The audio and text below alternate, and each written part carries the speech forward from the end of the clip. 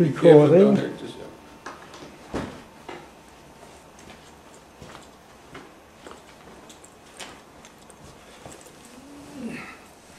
Good morning.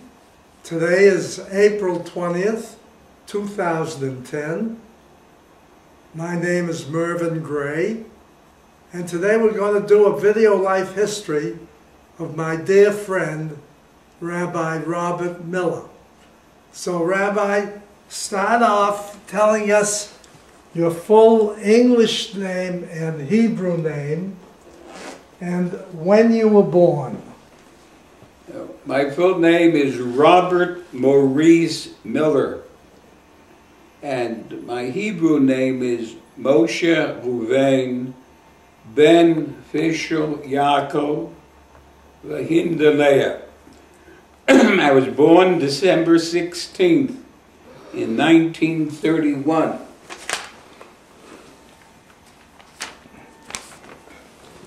And who were you named after? Do you know anything about them? Yes, I think I was named after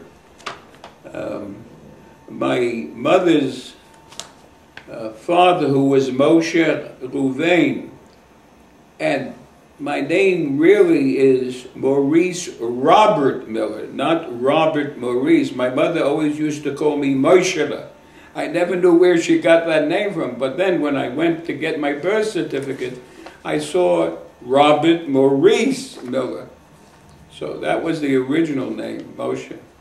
Now, do you know anything about the people you were named after? Yes. My grandfather, he, I understand, was in charge of a wald, a forest, owned by some Polish nobleman. And his responsibility was to keep an account of the trees that were taken, trees that were planted. In addition, he was allowed to have a little bar on the side, because Jews were trusted that they won't imbibe too much.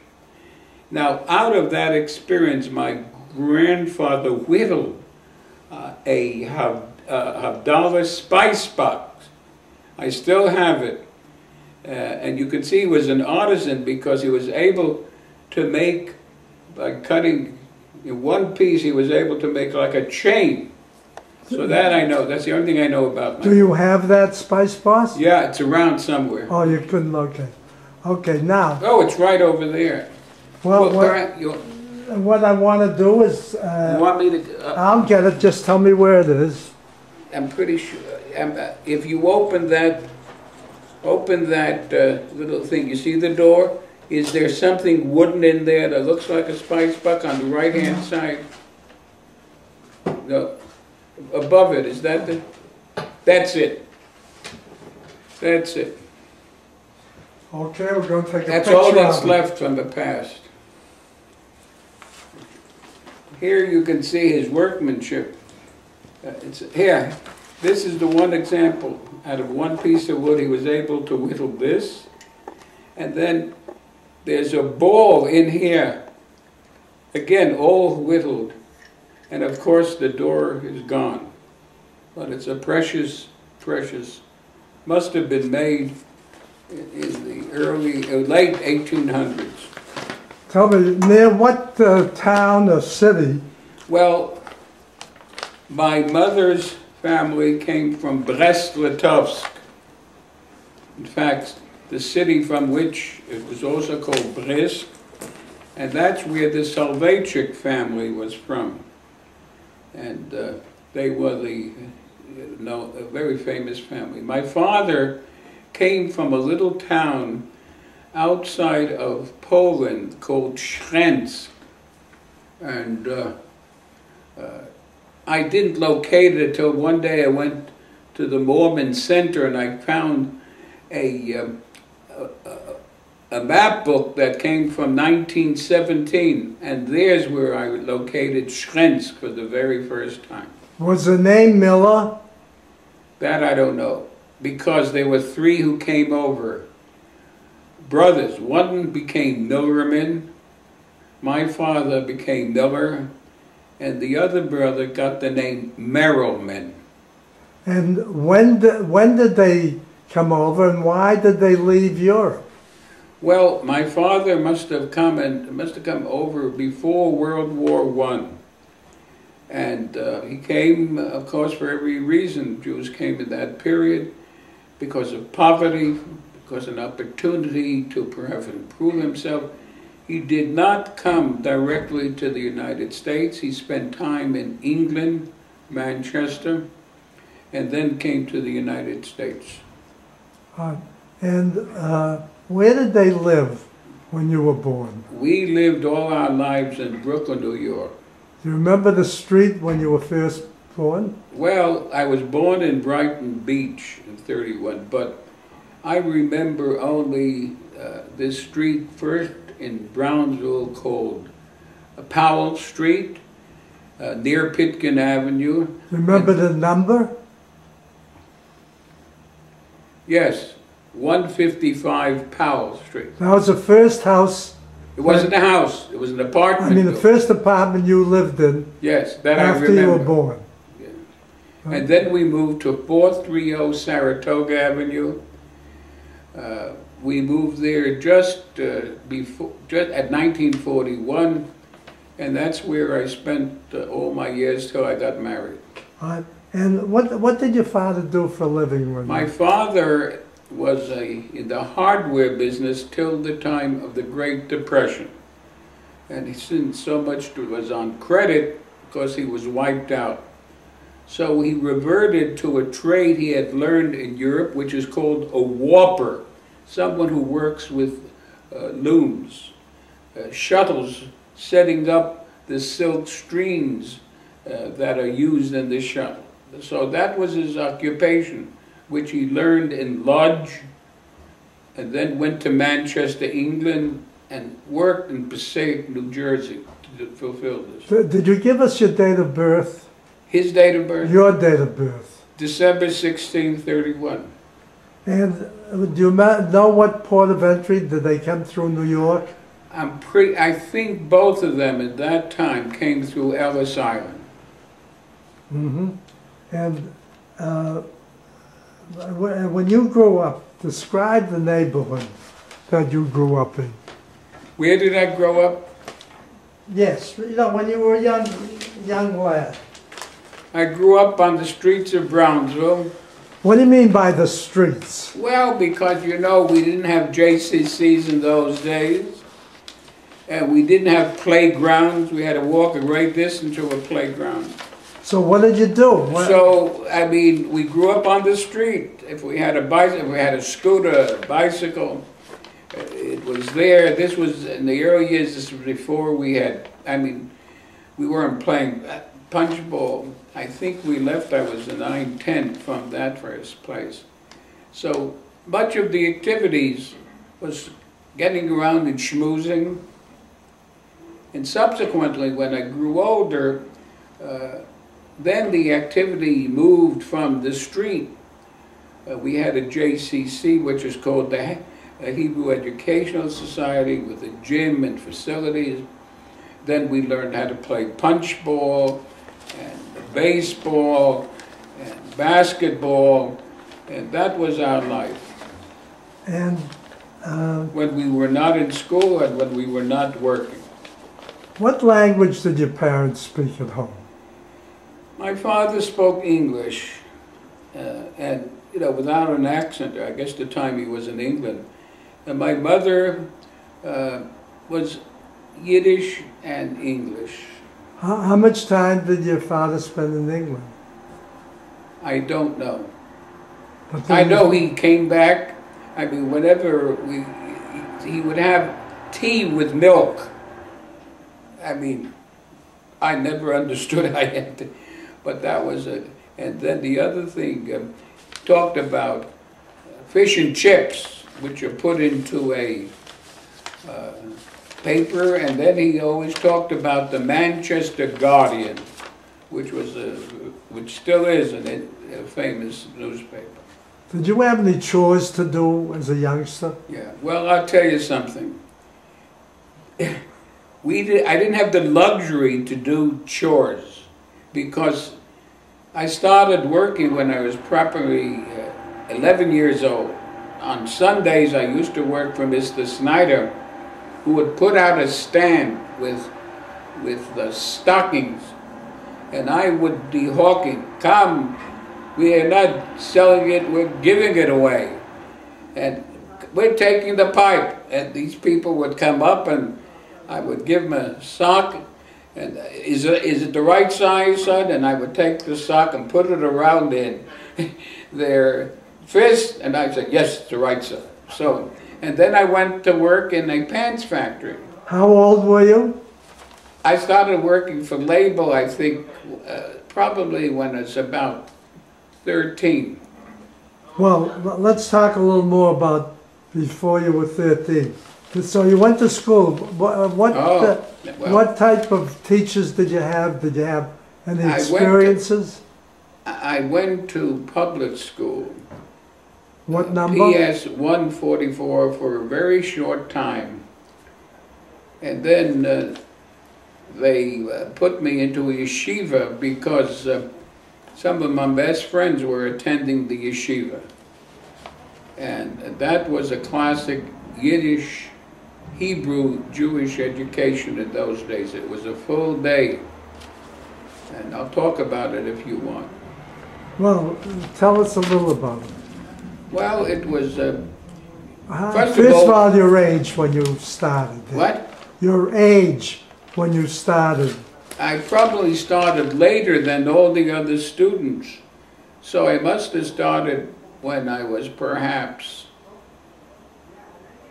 9 years old. And what did your studies consist of? Well, first we had to study the Siddur. So very important to learn how to daven. So the early part was the emphasis upon the Siddur. From there we went on to the Chumash. And the way of teaching was, well, certainly not pedagogically sound. The Rebbe would say, "Vayedaber Adonai el Moshe, Got hat gerät zu Moshe."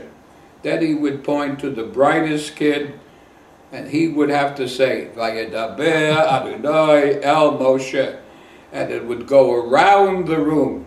And finally, the last student, Moshe Miller, Vayedaber, and of course he was a bit of a troublemaker, Miller was. So who was a troublemaker? Rabbi Miller. And Jackie Schechter was part of that chevra too. And after that, we went on to learn Tanakh. We left Chumash and we learned Nevi'im. And there was one Rebbe who tried to teach us Dikduk, and we couldn't. Explain what Dikduk is. Dikduk is grammar. The Shiva Binyanim. It's very complex. And he talked to about 3 kids out of a class of 30. So, and then of course the great change in education was at the end of the 8th grade, when we were treated as children, and sometimes I thought the teachers were training to be capos in concentration camps, the way they used to beat us up. Yes, they resorted to physical punishment. But then we made the transition into the high school. It was in a different building, and there it was a semblance of some form of worthwhile, meaningful Jewish education. Who were some of your friends there beside Jack Schechter? Well, was Abe Halfinger? Abe Halfinger was a few classes ahead of me, and he was a serious boy. And Abe was also, who's now a rabbi emeritus in Brighton. Abe was one of the serious boys, and he was a few years ahead of me. We used to call the guys by their first names. So it was always Snyder, Gross. I was Miller, and there was Fat Klein, and we had beautiful names for them. What do you remember about Jack Schechter? Well, Jackie Schechter at one time and I were close. I still remember his bar mitzvah. And I remember that he had a sister in the Waves. in World War II.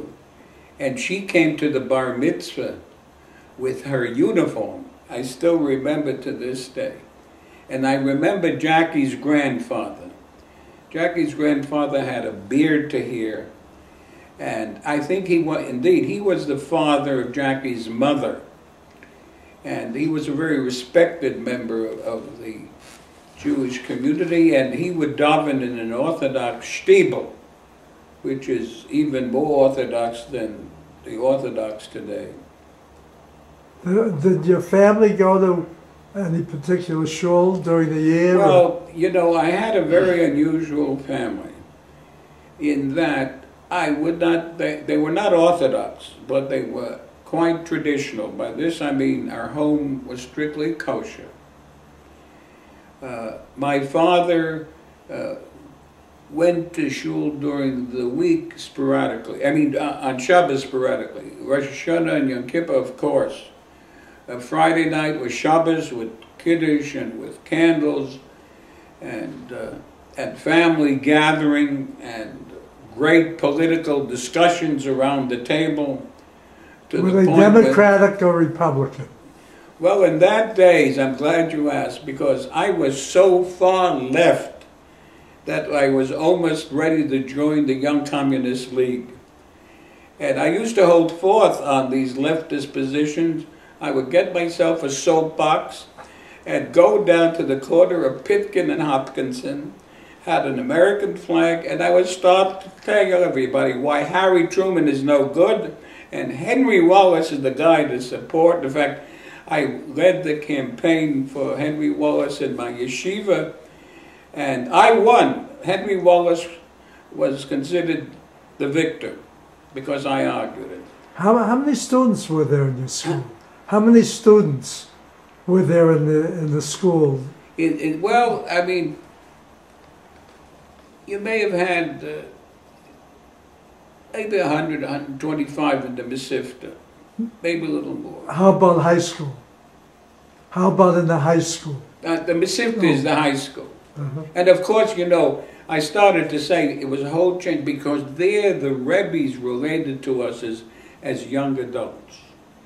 And the procedure was that we would have a page of Talmud and we would try with a chavrasa. All learning took place with two people. Explain chavrata. The word chavrasa means simply a partner, from chaver. But it was very fascinating because I'm still using that with Arnie Zaff. We both come to a page of something and we begin to discuss it.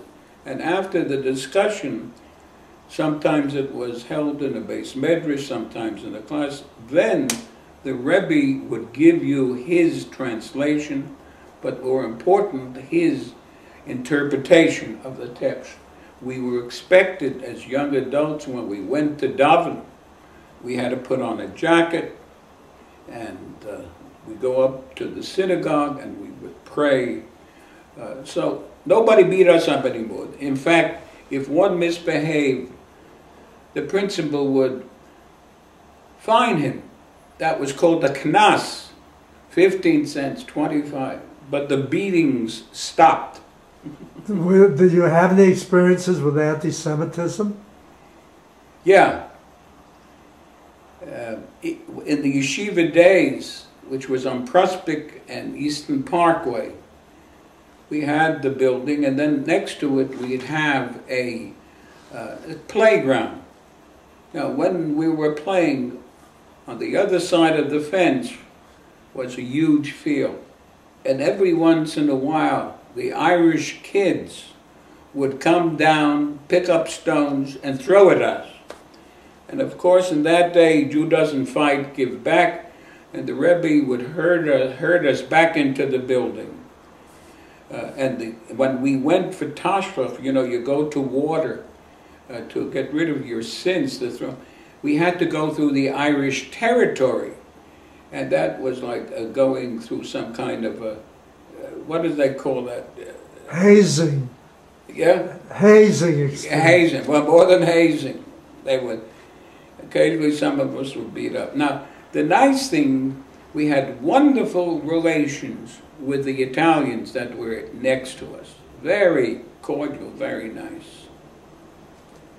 Where did your family go for summer vacation? Come on, who went on a vacation? I remember I was working as a waiter up at Wadler's Mountain Top Hotel, and my mother and father, the first time I can remember, came up for a week's vacation in the Catskills, but otherwise we were poor. So you didn't go to summer camp?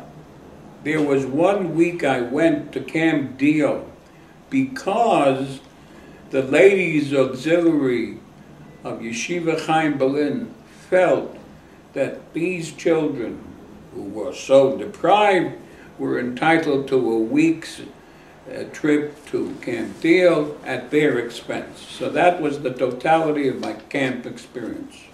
Now, you mentioned that you campaigned for Henry Wallace. Were you involved in any other movements, labor, civil rights? In fact, you know, as I reflect upon it, I look at my life religiously. I've moved from a very conservative, traditional position to, you know, a very liberal, reform position. Politically, it's just the opposite. I started off a radical left, and I'm now on, I like to say, right of center. I'm not a Tea Party member, but many issues I feel inclined. The Republican Party may have some valid points.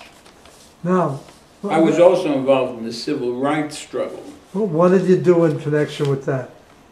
Well, first of all, it was public statements. When I was in Hazleton, Pennsylvania, I was interviewed on the civil rights issue, and I was quite outspoken. I was subjected, Margaret and I were subjected to calls, calling us all kinds of names and telling us to go back to Africa.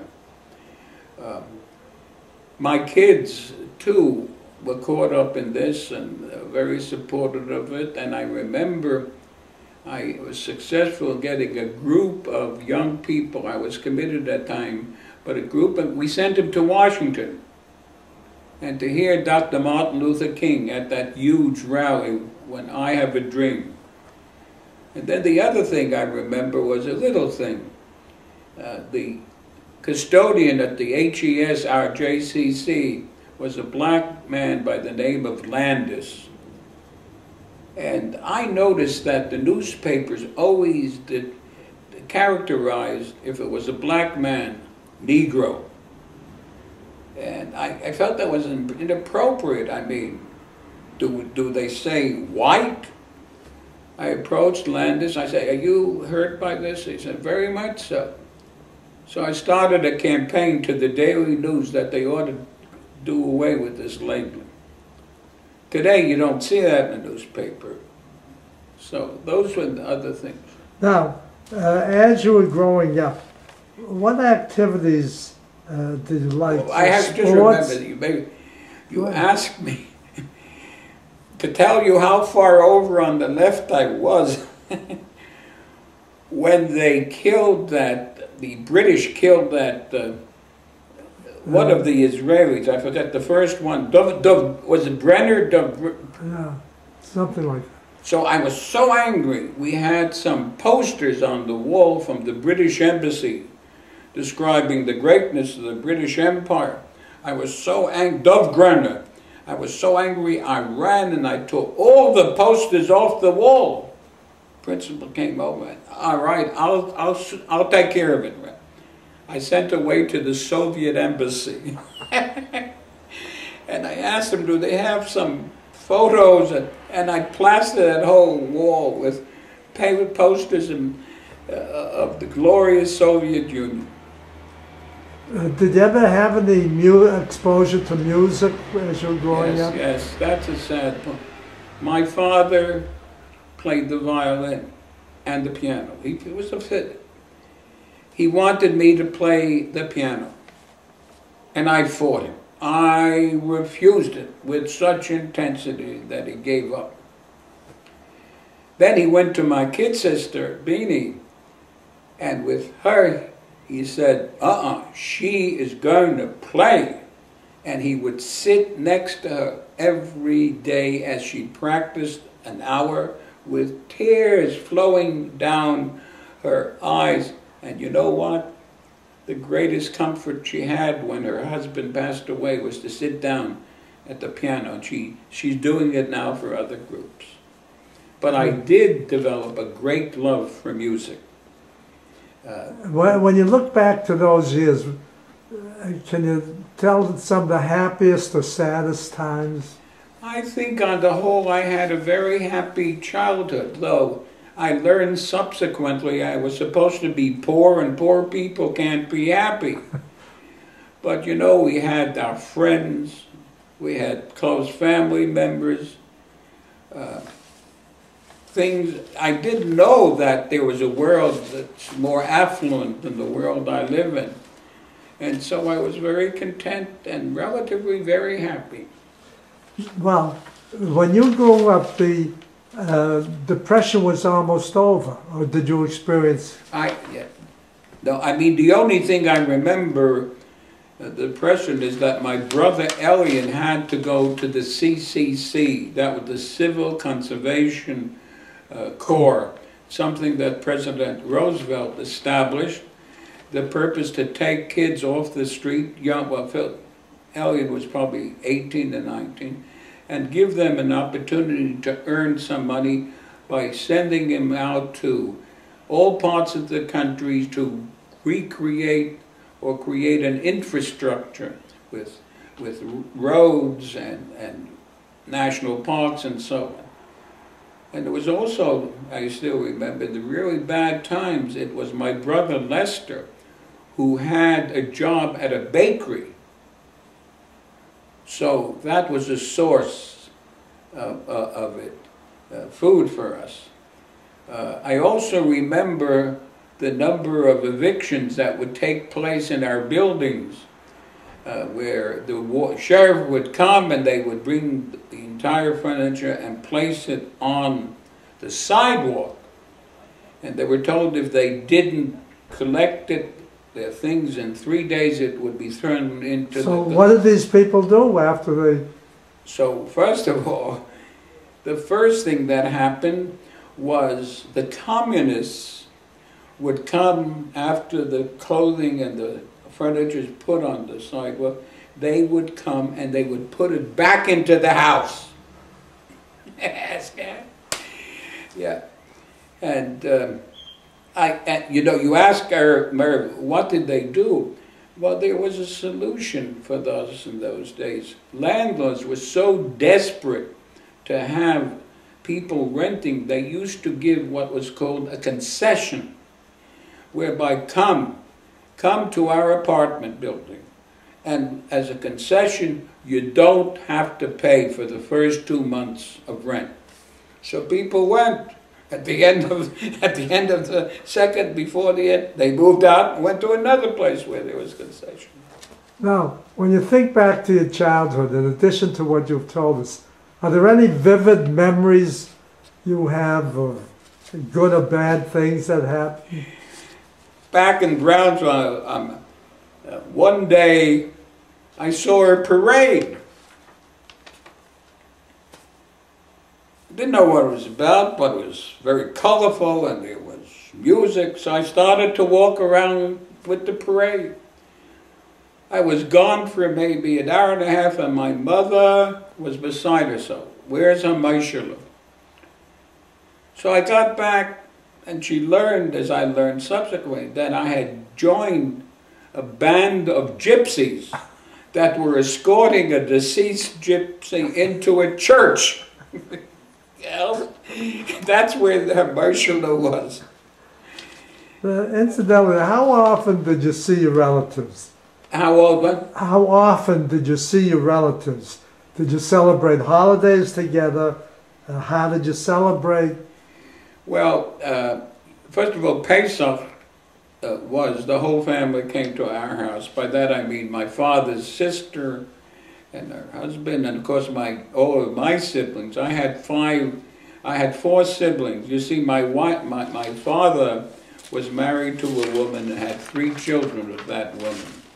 Sylvia, Elian, and Lester. And then she passed away. And the kids, those 3, had to go into an orphanage because my father couldn't handle them. But there came a woman from Bialystok who lived on Hester Street, a very charitable, magnanimous woman by the name of Helen Patel. And Philip and Helen married. And of that second marriage, I'm the Bechor, I'm the firstborn, and Bini is the second. So we were a family of 5. In fact, ironically, I never understood that these 3 step brothers and sister, they always referred to my mother as Aunt Helen. And I called her Mama, and they said Aunt Helen. I never questioned. It was only much later on that they sat me down. I must have been 17, 18. Oh yeah, there was a previous marriage, and they unraveled it. You didn't talk about those things as kids. Other than Passover, did you see your relatives? Well, Friday night was always a big night. We had a couple of guests. Sometimes it was very exciting because one of the guests was a socialist. She was a member of ILGW, and she was the reader of the Follets. And then my father was a moderate, and then of course I was at that time on the total left, and there would be discussions that tempers were raised. My poor mother would scream, "Shah! Shidduch Shabbos! What are you fighting like that? It's the Sabbath!" So they came, and then Hanukkah was primarily just the nuclear family. Did your parents give you any particular advice or, suggestions of how to live your life? My dad taught me that any work, if it's honest work, is appropriate and proper. Now he, because of the Depression, was really economically at the bottom of the ring. And he was proud. He never went on welfare. But instead, from the experience he had in hardware, he became superintendent of various big tenements. And that involved kinds of works which any other person would call demeaning. For instance, he had to go, and I assist him, to the various levels and collect the garbage from the Jewish inhabitants of that apartment and put it on the dumbwaiter and bring it downstairs, where we put it into garbage pails, and then we had to bring out the garbage pails outside. And I felt, at times, I had friends who were far better off myself. But he said to me, "Robert, if it's honest work, if it's honest labor, you must never be ashamed." And my mother's favorite saying, "You should grow well, and you should always be seen by your neighbors and friends as someone who's well." I forgot. Naches and Quellen and Familie Quellen. I don't remember the Yiddish, but the thought was... Do you give the same advice to your children? Yeah, well, yeah. I mean, I guess what my mom said, that be nice and gregarious, and God Almighty, that's what I've done.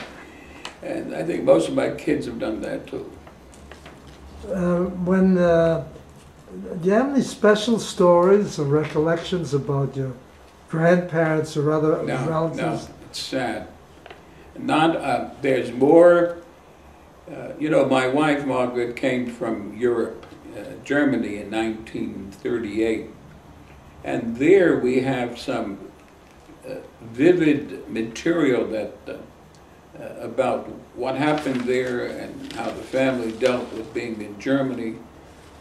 But I have nothing of the past. I don't know. I mean, we even have photos of Margaret's grandparents with the beard and the sheitel. We have that. and we know where they lived and what street they were living on in Berlin and the businesses they had in Berlin. So that's a little more fuller. When you graduated the high school, I graduated from the Mesiftach Chaim Berlin High School. and where did you go after that? I went to Brooklyn College. I matriculated there. Tuition $50 a semester. You had to go.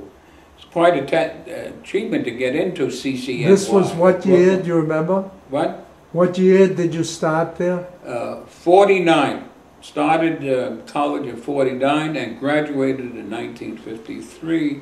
Admission was based upon no SAT, 3 days of testing, and your place in your class. If you got through, you were on the ladder to a fine education. Now, how old were you when you graduated? College? I graduated in 1958 from college and then went on to my training as a rabbi. Now, where did you go for training and how did you select that type of training? That's a good question to ask. You know, with my background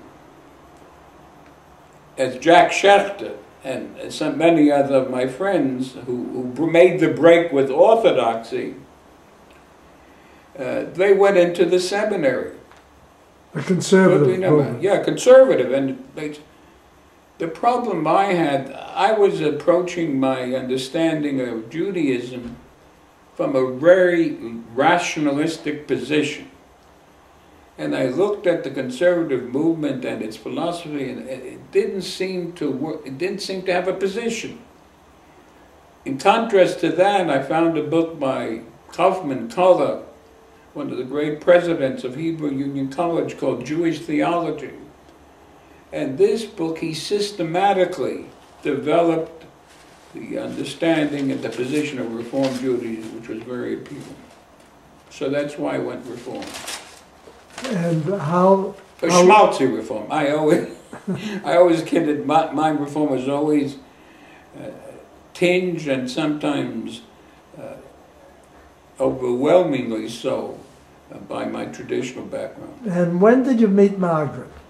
When did I what? Meet Margaret. I met Margaret. When? I met Margaret in 1953. Margaret, interesting how we met. I clear up a moment. We were both machas in our respective Orthodox Jewish fraternities. She was president of Herzog House, and I was social chairman of Aaron House. And so we, as Orthodox, we didn't call them sororities or fraternities, we called them house plans. We could not, like the sororities, have functions on Friday night, obviously, so we used to have our functions on Saturday. So she, as president, got in touch with me as the social, and we arranged for this dance on Saturday night, and of course I sold most of the tickets. And at the dance, Margaret came over to me, she said, "Give me the money." I said, "I ain't giving you the money. I got some more money coming in. Give me the money." Well, that was the introduction. We parted.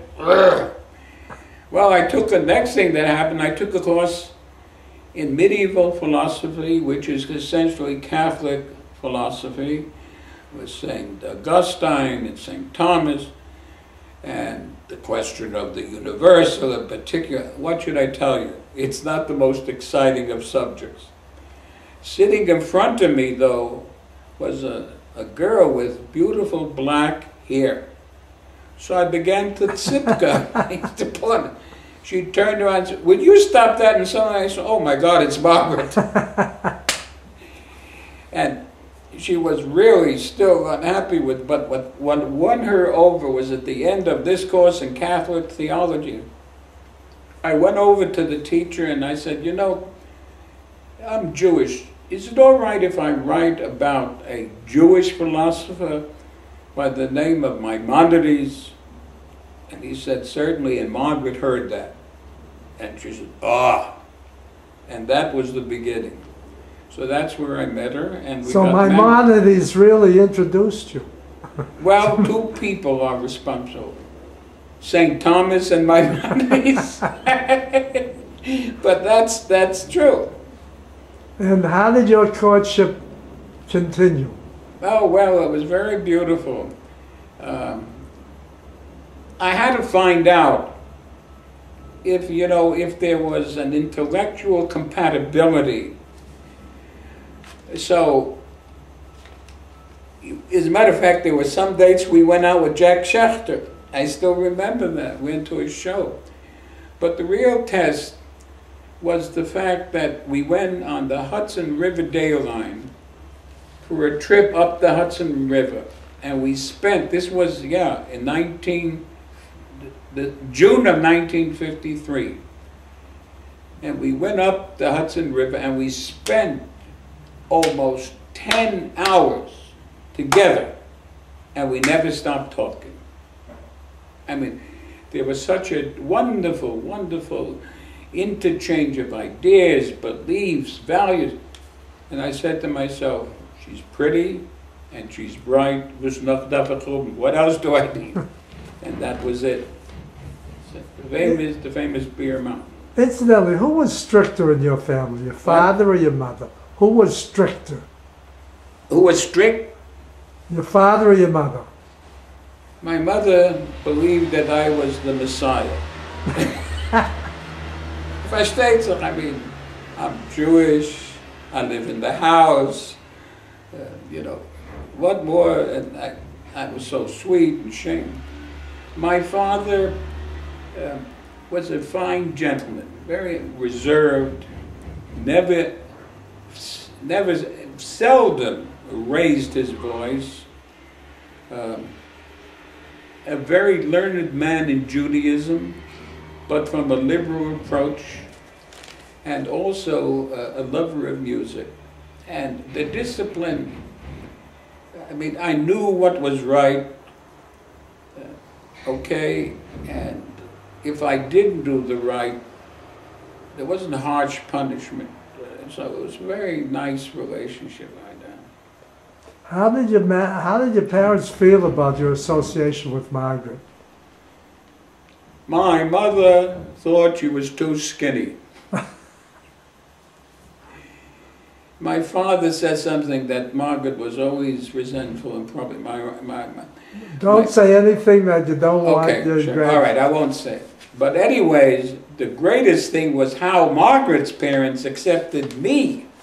They were very, very orthodox. And here Margaret is bringing in a boy who's studying at HUC to be a Reform rabbi. Boy. But I went to Chaim Berlin, a yeshiva at Mesivta till I was 18. And this my mother-in-law accepted as the validity of my worthwhileness as a Jew, even though I may be going there. Chaim Berlin, you're a fine yeshiva, but it's good enough for my daughter. So your courtship lasted how long? Well, we were married December 25th, 1954. And I think we became engaged with a full engagement party, the breaking of the clock. We were engaged probably at the end of 1953. Well, what did the engagement party consist of? You mentioned... It was called Tanayim. Tanayim means the terms. And essentially was an agreement on both sides that a wedding will take place on this and this day, on this and this time. And we drank a toast, and we broke a plate. You know, you have the breaking of the glass, the breaking to keep the demons, really. This is to keep the demons away. Is that the purpose of breaking the plate? Yeah, yeah. It's the noise, like you have a New Year's Eve. You make rattles because demons are attracted to joyous occasions. So that was your engagement, and then how long after were you married? Well, probably a year after. And where did you live after you were married? We lived, it was a honeymoon, we lived 1954 before I went right afterwards. We lived on West 72nd Street, 301 West 72nd. We lived there from our wedding December till probably the middle of July. And we were in the heart of New York, what should I tell you? And we went to shul every Shabbos to the Spanish-Portuguese synagogue. On the east side? On the west side. Oh, west side. West 70th Street. Fascinating experience for us. Margaret would go upstairs, I was downstairs, and she could daven very well, but this was a Sephardic ritual, so I used to, like this, indicate what page we were on too. But it was very beautiful. We took in New York, and then we went to Cincinnati. Yeah, I think about then. And when did you start your family? We started the family in Cincinnati, Ohio. What were you doing in That was Rena, Cincinnati? about 1956. What were you doing in Cincinnati? A student. At HUC? I was studying, and also was teaching. Margaret was also a teacher. She was a teacher of English. So that's you had your first child when? She was June 4th, 1956. And she was born in Jewish Hospital in Cincinnati, Ohio. And her name? Rena. And who was she named after? What was her Hebrew name?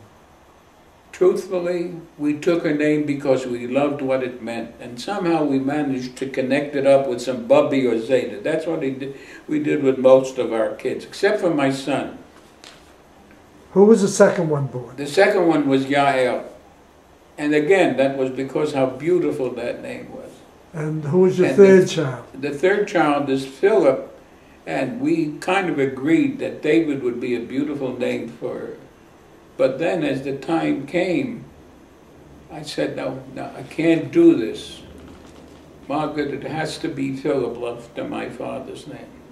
So she consented, and that's how Philip became Philip, except he doesn't go by the name official. He prefers to go by his second name, Yaakov. I see. So what did you do when you finished at HUC? You had 3 children by then? No, I did. The other children came subsequently.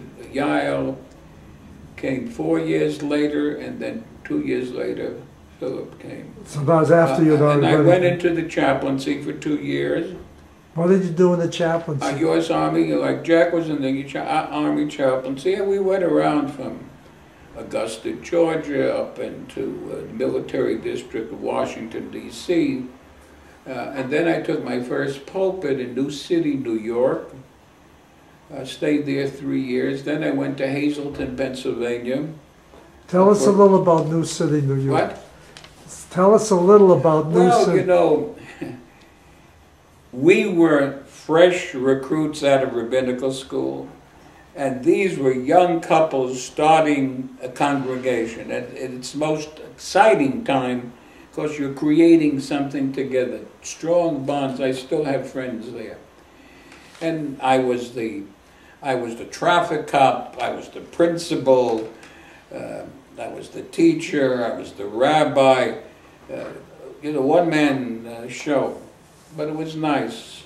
And you went through an interview process with them? Yes. And then I went from there, I went to Hazleton, Pennsylvania, and I have to say that I was seduced by a very prominent member of the Reform movement who was looking for a replacement to a very fine rabbi, and we were at a union convention in Philadelphia, And he came to say, look at all the wonderful things you can do in Hazleton. And I went 5 years, a very pleasant, very beautiful 5 years. And then to Brooklyn. Brooklyn was less than, you know, every rabbi has to have at least one congregation. My father always used to say, he said, Robert, never take a shul that has the name Shalom in it. Be rest assured that you'll never know a day of peace in such a congregation. And it's true, I went to a congregation, Ohavai Shalom, lover of peace, wholeness. I never had a whole day, a whole experience there. What are some of the memorable experiences, good or bad? At this place? Well, you see, I had a situation where there was a rabbi emeritus who was deeply loved by one half of the congregation and deeply hated by the other. So consequently, every issue was, who is voting for this? Is it those who hate the rabbi? Then those who love the rabbi emeritus are going to vote against it. Question of the librarian getting a new chair. Well, the supporters of the new chair were all those who hated the rabbi, the emeritus. So all those who loved would vote against the librarian getting a chair. Where, there's an old saying, where angels fear to go, rabbis do go. And I was told beforehand, they got rid of the rabbi before me, and he had a 3-year contract. He left after 1 year. So it had and this rabbi emeritus was interfering completely into the life of the congregation. He knew what that transpired at a board meeting before I even knew, and he was down in Florida.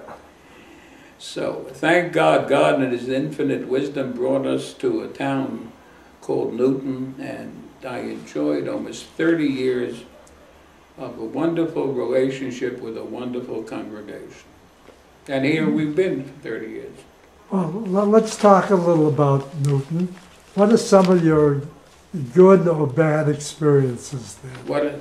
What are some of your good or bad experiences in Newton?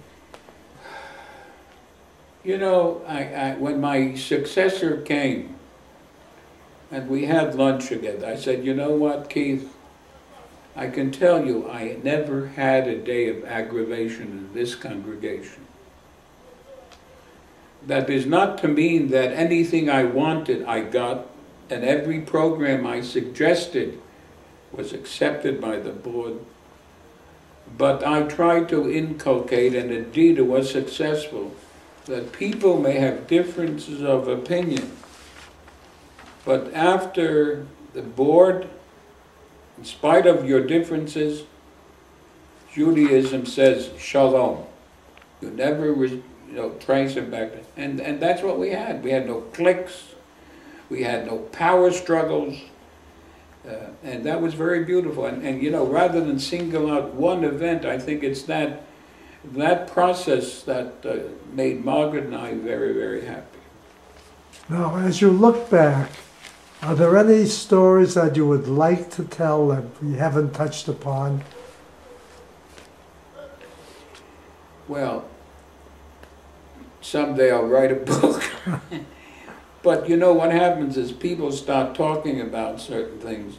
Suddenly, a click goes on and I remember a story. So it's difficult for me just to pull stories What out. kind of advice for living would you pass on to your children and grandchildren?